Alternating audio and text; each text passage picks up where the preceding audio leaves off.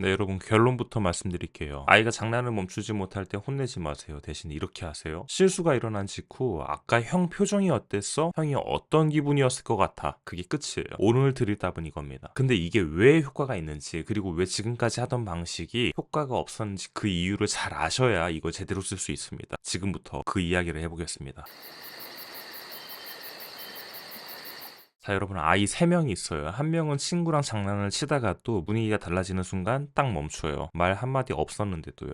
그리고 자연스럽게 우리 다른 거 하자로 넘어가요. 친구는 이 아이랑 노는 게 편하다고 해요. 같이 놀고 싶은 아이예요. 다른 한 명은 친구 등을 툭툭 치는 장난을 쳐요. 처음엔 친구도 웃어요. 근데 점점 세지죠? 친구가 하지 마라고 해도 계속해요. 웃으면서요. 결국 친구가 선생님한테 이르고 이 아이는 또 혼나요. 억울해요. 자기는 그냥 같이 놀고 싶었던 건데 시간이 지나면서 친구들이 이 아이를 슬슬 피하기 시작해요. 이 아이는 그 이유를 모릅니다. 자, 근데 여러분, 3번째 아이가 있습니다. 처음엔 2번째 아이랑 똑같았어요.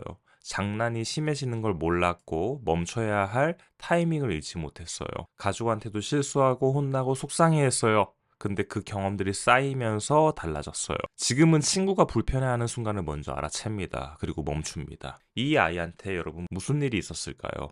여러분 혼난 게 아니에요. 경험을 자꾸 하면서 배운 거죠. 그것도 가족 안에서 먼저요. 타고난 차이는 분명히 있습니다. 첫 번째 아이처럼 저절로 되는 아이가 있는 건 사실이에요. 근데 그게 전부가 아닙니다. 2번째 아이도 제대로 된 경험을 쌓으면 3번째 아이가 될 수 있는 거예요. 자, 여러분, 이런 상황에서 부모들이 가장 많이 하는 말이 있습니다. 한 번 더 혼나면 달라지겠지. 몇 번 겪다 보면 저절로 알게 되겠지. 의지 문제야. 하려고 하면 할 수 있어. 여러분, 이 말 틀린 말이 아닙니다. 당연히 그렇게 생각할 수 있어요.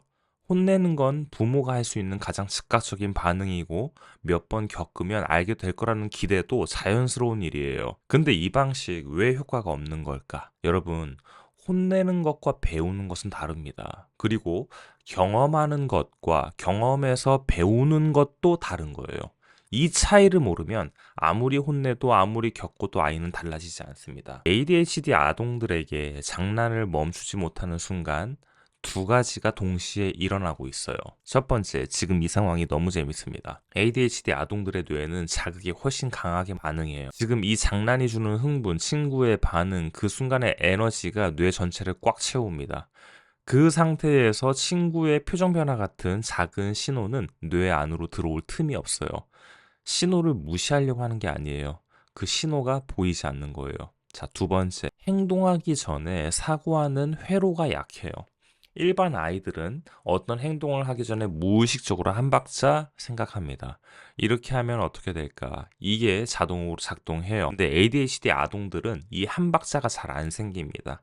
생각보다 몸이 먼저 움직여요. 충동이 사고를 앞질러 버리는 거예요. 그러니까 이 아이는 나쁜 아이가 아니에요. 의지가 없는 것도 아니에요. 행동하기 전에 멈추고 생각하는 그 회로가 아직 충분히 발달하지 않은 겁니다. 그리고 결론적으로 혼을 내는 건 이 회로를 키워주지 못합니다. 혼나는 순간 아이는 위축되고 속상해요. 근데 다음번에 또 같은 상황이 오면 몸이 먼저 움직여요. 혼남으로써 배우는 건 혼나면 기분이 나쁘다는 것뿐이거든요. 행동하기 전에 한번 생각해야 한다는 회로는 혼난다고 생기질 않습니다. 경험만으로도 안 돼요.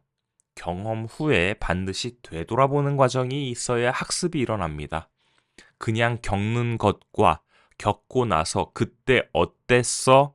라고 물어봐 주는 거. 이 차이가 아이를 바꿔요. 그래서 여러분 처음에 드린 답으로 돌아갈게요. 실수가 일어난 직후 이렇게 물어보세요. 아까 너 형 표정 어땠어? 형은 너 그때 어떤 기분이었을 것 같아? 근데 여기서 중요한 게 있어요. 이 훈련을 친구 관계에서 하려고 하면 안 돼요. 친구 관계에서 실수하면 관계가 끊어질 수 있어요. 부모가 옆에서 실시간으로 코치해 줄 수가 없거든요. 훈련 장소는 가정이어야 합니다. 근데 가족 안에서의 훈련이 아이를 보호한다는 뜻이 아니에요, 여러분. 가족도 비난할 수 있고요. 서운해할 수 있고 화낼 수 있어요. 아이는 그 감정을 온전히 겪어야 해요. 형이 진짜로 속상해하는 걸 보고 엄마가 진짜로 서운해하는 걸 느끼고 그 감정이 아이한테 내가 이렇게 하면 상대가 이렇게 느끼는구나 를 몸으로 가르쳐 주는 거예요. 친구 관계에서 실수하면 상대의 감정을 볼 틈도 없이 관계가 끊어집니다. 근데 가족 안에서는 그 감정을 끝까지 볼 수 있어요.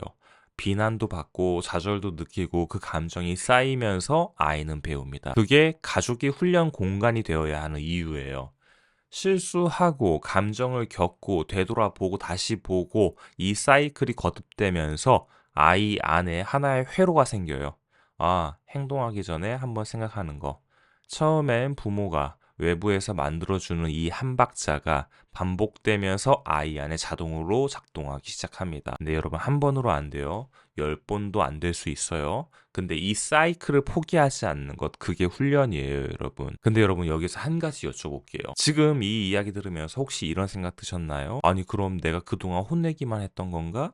그냥 경험을 시켜준다고 하고 경험 뒤에 정확히 짚어주는 사이클, 그리고 그 경험 뒤에 짚어주는 사이클을 내가 비난했던가, 아이한테 감정적으로 뭐라고 했던가, 훈련시키지 못했던 건 아닌가? 네, 여러분, 맞습니다. 그리고 그건 부모 탓이 아니에요. 아무도 이거 정확하게 짚어주거나 알려주는 사람이 잘 없습니다. 어떻게 해야 하는지 몰랐던 거예요. 근데 이제 알았잖아요. 그쵸? 장난을 멈추지 못하는 건 의지가 없는 게 아니에요. 행동하기 전에 생각하는 회로가 아직 자라는 중이라는 거예요. 그리고 그 회로는 혼난다고 생기지 않습니다. 경험하고 감정을 느끼고 되돌아보는 사이클이 반복되어야 합니다. 그걸 만들어줄 수 있는 공간이 가정이고 그걸 함께 해줄 수 있는 사람이 부모예요. 오늘부터 딱 하나만 바꿔보세요. 실수한 직후에 혼내는 대신 먼저 물어보세요.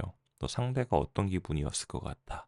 그게 시작입니다. 상대가 그 기분을 느끼니 너 자신은 어떤 기분인 것 같아. 여기까지 들어가면 자존감이에요. 결국 상대를 위하는 게 나를 위하는 거예요. 이게 결론입니다. 여러분, 그런데 이게 혼자서 잘 안 되는 부모님들이 계세요. 자기의 결핍에 대한 처리가 먼저 안 되면 자녀에 대한 결핍도 채워줄 수가 없어요. 그래서 도움이 필요하신 분들은 아래 고정 댓글에 링크를 클릭해 보세요. 감사합니다.